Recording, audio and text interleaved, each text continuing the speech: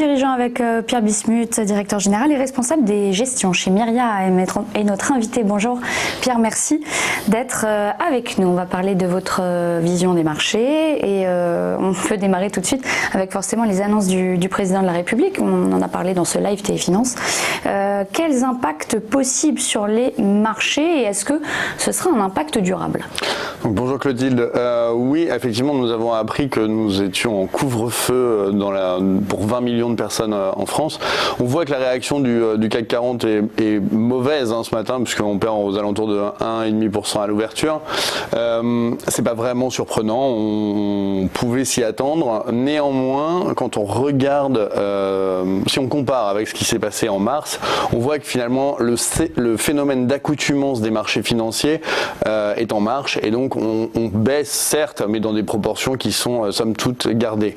Si on regarde de l'autre côté de l'Atlantique, on a des marchés américains qui sont au plus haut. Le Nasdaq a corrigé en septembre et finalement est revenu quasiment sur ses plus hauts historiques. Nous, on reste en Europe dans ce tunnel d'évolution entre 4008 et 5000 sur le CAC 40 qui finalement au fur et à mesure des mois descend légèrement, mais depuis la grande baisse de mars et puis la remontée qu'on a connue depuis, on est finalement toujours dans le même tunnel et ce tunnel est censé finalement perdurer, puisque c'est vrai qu'on n'a pas de bonnes nouvelles sur la gestion en tout cas de l'épidémie. On peut parler d'hésitation sur les marchés, d'hésitation des investisseurs, prudence? Mais je pense que sur les marchés européens, malheureusement, quand vous regardez le spectre des nouvelles, on peut pas dire que ça soit flamboyant entre, vous l'avez très bien dit précédemment, donc il y a les négociations sur le Brexit. On a le plan Next Generation UE qui est en place, mais on voit que c'est quand même très très long d'emprunter 750 milliards d'euros. C'est très long quand on regarde la gestion de l'épidémie aux États-Unis. On a eu un plan de 2000 milliards, on attend un nouveau plan de 2000 milliards alors qu'on est en pleine séquence d'élections américaines. Donc c'est vrai qu'on est dans une espèce de Watt en Europe et c'est vrai que je pense que le marché voudrait en tout cas que ça délivre plus rapidement. Ce nouveau plan économique qui est attendu aux États-Unis, les démocrates et les républicains n'arrivent pas à se mettre d'accord. Si jamais il y a enfin un consensus trouvé, est-ce que ça peut déclencher quelque chose? En tout cas, c'est leur méthode de gérer la crise sanitaire. Donc on donne des chèques aux ménages pour qu'ils consomment, pour que l'économie américaine tienne. Nous, on fait autrement, on passe par l'État en Europe. C'est à peu près la même philosophie, c'est différent, puisque aux États-Unis, on appellerait ça de l'hélicoptère money, puisqu'on donne directement de l'argent aux ménages. Nous, c'est plus par des mécanismes de chômage partiel. C'est plus compliqué. Il y a toujours un phénomène possible d'épargne en Europe, alors qu'aux États-Unis, c'est vraiment le nerf de la guerre, c'est la consommation. En tout cas, on voit que finalement la gestion de la crise aux États-Unis est plutôt bonne. Elle est très bonne en Europe. Malheureusement, les marchés valident difficilement ces hésitations ou tâtonnements. En tout cas, le rythme est un peu lent à mon avis. Et concernant la politique, puisqu'on approche de l'élection présidentielle, quand on a appris que le président Trump était hospitalisé à cause du coronavirus, les marchés ont évidemment réagi, mais est-ce que cette incidence politique, elle peut être la même qu'en 2016 Alors moi, je crois pas du tout. En cas d'élection? Alors, je crois pas du tout. Je crois pas du tout qu'on revienne au délire, si vous me permettez l'expression, qu'on a connu en 2016, où finalement, on avait un sortant en plus très aimé en Europe, finalement pas tant que ça aux États-Unis, en tout cas pas dans tous les États, puisque Hillary Clinton a gagné en nombre de voix, mais en tout cas pas au niveau du système américain, donc des grands électeurs. Là, finalement, on a un sortant qui est Donald Trump. Les gens se sont accoutumés à son style, certes peu académique, et on a finalement un Joe Biden qui représente finalement la continuité d'Obama, puisqu'il était ancien vice-président, et quelque chose de plus tranquille. Donc on n'a pas cette rupture qu'on a eue en 2016, et je pense que finalement les marchés financiers vraiment l'élection américaine n'est pas véritablement un enjeu. Alors on pourrait bien sûr imaginer que Donald Trump ne reconnaisse pas l'élection, etc.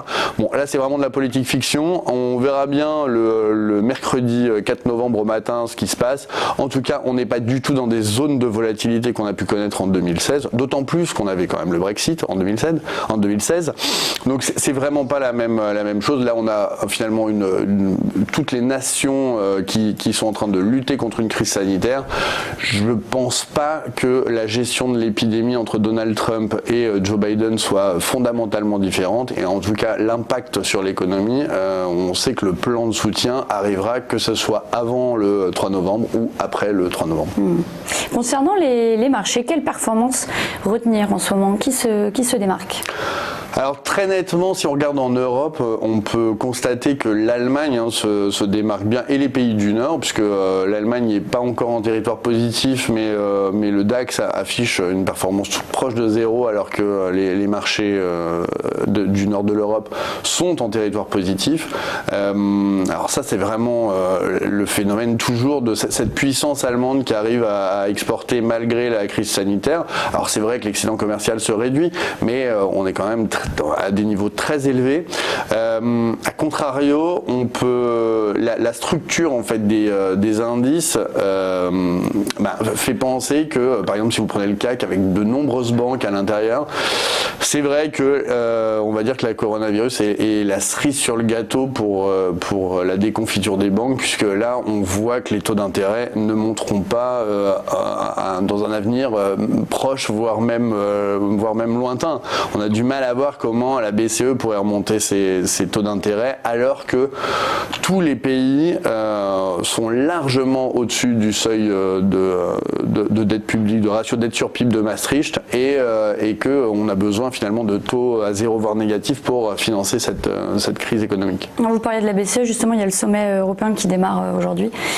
Sur 2 jours, à quoi s'attendre des banques centrales? Ça va être le même tempo que ce qu'on a connu sur les précédentes semaines? Oui, de toute façon, les banques centrales, alors j'ai vu ce matin un article de Philippe Wechter de Natixis qui a publié sur LinkedIn disant que les banques centrales n'étaient plus indépendantes. C'est bien dit, moi je trouve que c'est vraiment très bien dit, c'est que les gouvernements et les banques centrales ne peuvent marcher que main dans la main compte tenu du niveau de dette publique et compte tenu des enjeux de financement. Donc on va avoir un discours très accommodant. Je sais même d'ailleurs pas comment on peut être encore plus accommodant que la Fed qui dit on remontera pas les taux avant 2023 ou 2025. On a des bilans des banques centrales qui augmentent très fortement. Oui, on continue sur le même rythme, et la gestion à court terme de la crise sanitaire et de ses conséquences économiques, c'est véritablement le nerf de la guerre qui supporte les marchés financiers qui, malgré tout, connaissent cette fameuse reprise en K, donc où les valeurs dites value continuent de baisser, alors que les valeurs dites croissance continuent de progresser. Donc sortir la planche à billets comme sur les 50 dernières années, à chaque crise. Exactement. Alors, non seulement on a les moyens, puisque en fait, la capacité des pays occidentaux à lever de l'impôt est très importante. Donc on voit, si on regarde la France, qui est vraiment très proche de nous forcément, on devait interrompre la CRDS en 2022. Le gouvernement dit on ne monte pas les impôts, mais en fait la CRDS est prolongée jusqu'à 2033. Donc notre faculté de lever des taxes et des impôts finalement est assez forte, et c'est ça qui crédibilise en fait la devise qu'on pourrait considérer comme l'equity d'une nation ou d'un groupe de nations. Donc effectivement, sortir la planche à billets n'est pas véritablement très, très importante, tant que les devises tiennent, et c'est vrai que les devises occidentales, que ce soit l'euro, le dollar, le yen, comparativement aux autres devises, sont finalement assez fortes. C'est ce qui explique, pour conclure, que malgré cette crise économique, cette crise sanitaire, la bourse, elle tient le choc quand même. Elle tient le choc. Alors c'est vrai qu'en Europe, on a vraiment des disparités. Aux États-Unis, c'est beaucoup plus lisible, on va dire. Mais après, c'est vrai que la structure du marché aux États-Unis est très tirée par la technologie. Donc cette fameuse reprise en cas, c'est que plus les valeurs de croissance croissent au niveau boursier, plus elles pèsent lourd, et plus finalement les indices sont robustes. A contrario, c'est c'est vrai qu'en Europe, on a vraiment tout un pan de la côte qui est délaissé. Donc je pense aux banques, bien évidemment le secteur aérien, le secteur du tourisme. Et en tant que gérant, c'est vrai que finalement cette crise du coronavirus ou de la Covid-19 est assez claire pour le moment sur comment positionner les portefeuilles. Merci beaucoup Pierre Bismuth d'avoir répondu à nos questions. C'était Parole de dirigeants.